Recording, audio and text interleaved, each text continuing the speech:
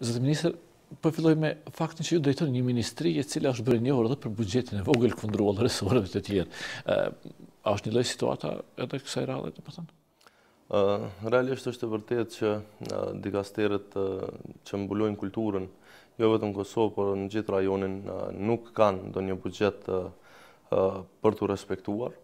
Ne vazhdojmë të kemi një buxhet që përkon përafërsisht me 1% të buxhetit të përgjithshëm të Republikës Kosovës.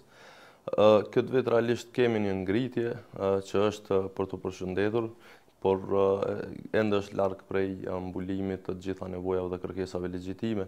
Ne kemi një buxhet prej 13.100.000 eurosh, por një buxhet i tillë nuk mjafton për të mbuluar, siç thash, gjitha kërkesat në fushën e kulturës, sportit, trashëgimisë kulturore dhe kështu me radhë, sepse ne kemi një portfolio mjaft të gjerë si ministri që mbulojmë disa fusha dhe në të gjitha këto ka mjaft kërkesa, ka mjaft probleme dhe ka mjaft sfida.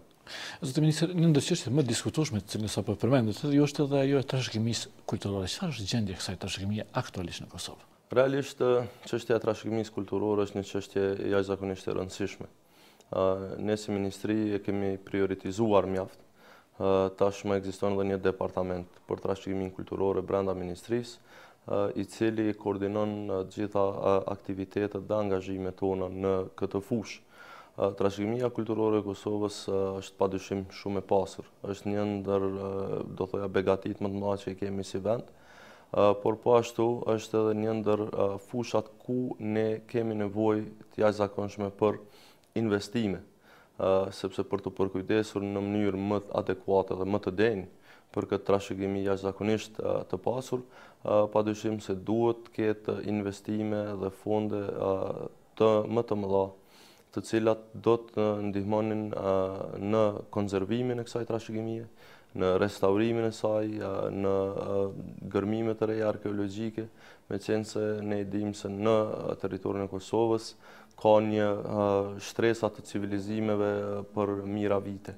Dëshmi të kësaj ekzistojnë, kanë ekzistuar, por padyshim edhe trashëgimia materiale e cila gjendet në Kosovë është absolutisht në një gjendje jo fort të mirë, në disa raste, jo në përgjithësi, dhe ekziston një nevojë imediate për të përmirësuar qasjen ndaj saj. Edhe me tej ka shumë diskutime për trashëgiminë kulturore fetare, në veçantë me tempojt e ritit ortodoks, një pjesë cilëve dole të dëmtuar pas trazirave të marsit të vitit 2004.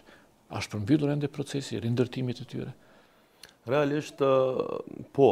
Kjo është përgjigjja e shkurtë. Pas trazirave fatkeqe të marsit vitit 2004, ju e dini që ka qenë një proces i rindërtimit, është krijuar një komision për implementimin e rindërtimit, si quhej, i cili ka qenë një komision ku kanë marrë pjesë institucionet e Kosovës, po ashtu edhe përfaqësues të Kishës Ortodokse Serbe dhe është udhëhequr nga përfaqësues të Këshillit të Evropës. Tani më mund thuhet se puna e tyre ka përfunduar, edhe fondet e alokuara janë harxhuar në këtë drejtim, janë bërë restaurimet e nevojshme, janë bërë pranim dorëzime dhe gjitha këto, dhe tani jemi në një moment kur realisht jemi edhe para përfundimit formal të punës së këtij komisioni. Kosova aktualisht ndodhet në një proces bisedimesh me Serbinë për zgjidhjen e çështjeve teknike të interesit përbashkët. Është trashëgimia kulturore pjesë e këtyre bisedimeve, zoti ministër? Absolutisht po, është një nga çështjet që ne besojmë do të trajtohet në një nga raundet e ardhshme. Çështja e trashëgimisë kulturore ka qenë realisht edhe një temë e cila është diskutuar gjatë në kohën e procesit të Vjenës, kur bisedoi për statusin e Kosovës, dhe ka një aneks në pakun e atisare, që është aneksi 5, i cili e trajton realisht në mënyrë mjaft sistematike çështjen e trashëgimisë, konkretisht të trashëgimisë serbe apo ortodokse, që jemi mësuar ta quajmë, me që në fakt nuk është një qasje e duhur, me qenë se trashëgimia si e tillë është trashëgimia e Kosovës dhe gjithë qytetarëve të Kosovës pa dallime.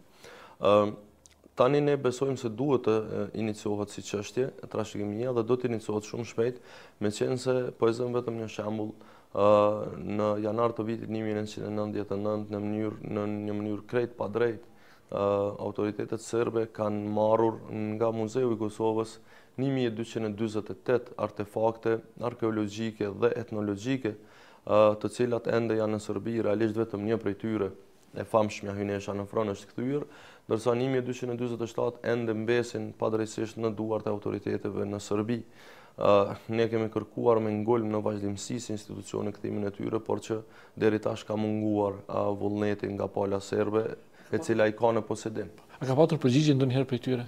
Absolutisht, kur s'ka pasur një përgjigje të plot, ka pasur në para disa vitesh momente shprese ose momente kur është thënë do shohim apo do bëhet, por që realisht nuk ka pasur asnjëherë vullnet dhe duke pas parasysh faktin që ata i kanë pasur në posedim dhe i kanë ende, edhe pse në mënyrë pa drejtë, realisht mungesa e vullnetit ka qenë edhe determinuese që ky proces të mos ndodhë. Zoti ministër, faleminderit shumë. Faleminderit juve.